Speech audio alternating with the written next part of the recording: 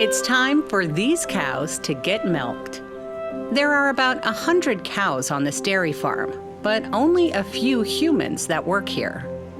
No problem. Nothing a little laser-guided, hydraulic, robotic arm can't help with. People really don't understand how much technology we've been utilizing for a very long time. I mean, farming is not easy in any aspect, whether it's dairy or crop farming. But any technology that farmers can utilize, we're definitely in line for making that work when it's feasible. Some ingredients you don't eat, but they are essential to the things you do, like these guys. That's right, robots. I'm a third-generation dairy farmer, and we're a completely family-run farm. We've never had any outside help.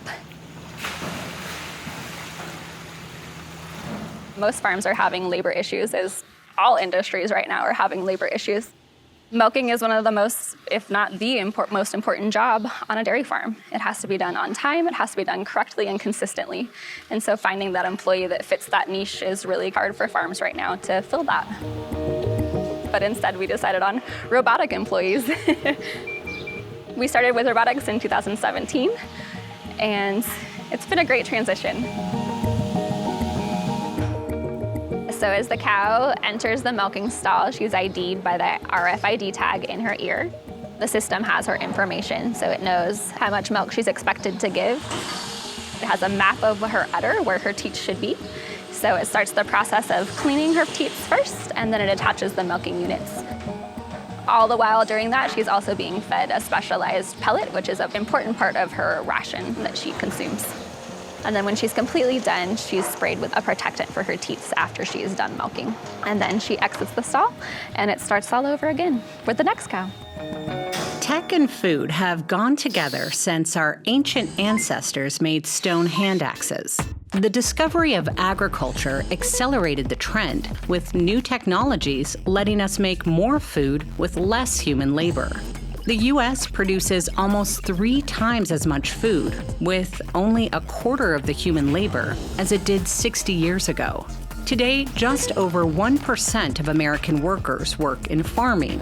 If you factor in other food service jobs, the total is about 11%.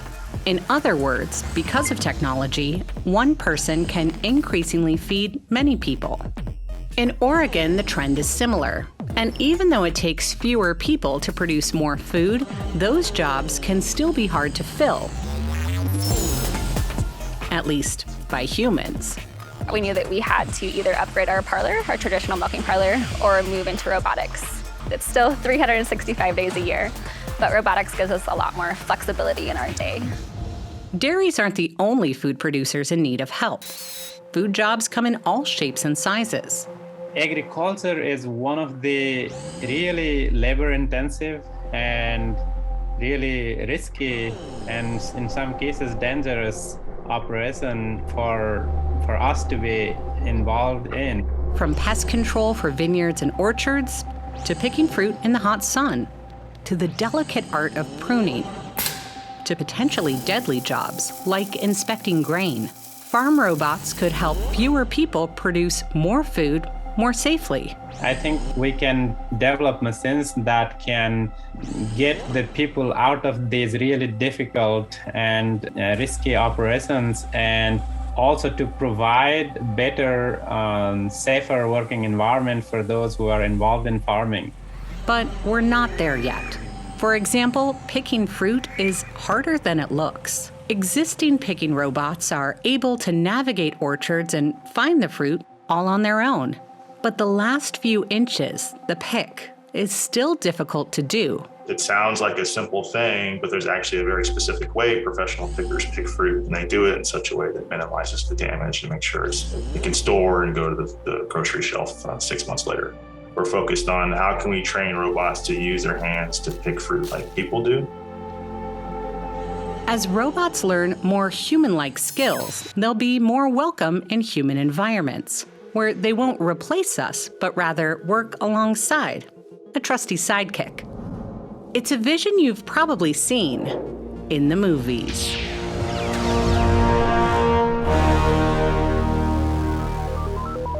In Star Wars, one thing I love about that movie is like it's a world that where you have these Jedi Knights actually with their helper robots or droids, right? Really sort of helping them along the way. So the way I do see it is the same for our servers. We pair them up with our robots, and then they're the Jedis, and these are the droids that would help them out. Our robots carry from point A to point B, and that's a start. Without hitting each other, as you can see. Yeah. It has a camera that actually reads all the different QR codes on the ceiling, and then the lidar that uses the light to detect objects around it for a collision avoidance. So in a nutshell, that's how it works. Basically, it knows where it is, and then it knows where it needs to go. All right.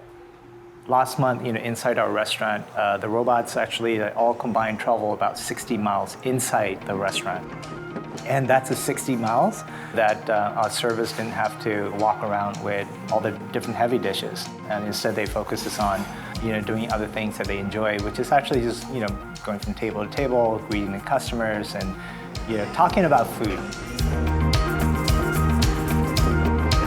And then also, the pandemic has thrown a very new dynamic with these robots, right? Social distancing. So with a robot, you limit that sort of human-to-human contact, and it helps out in that way.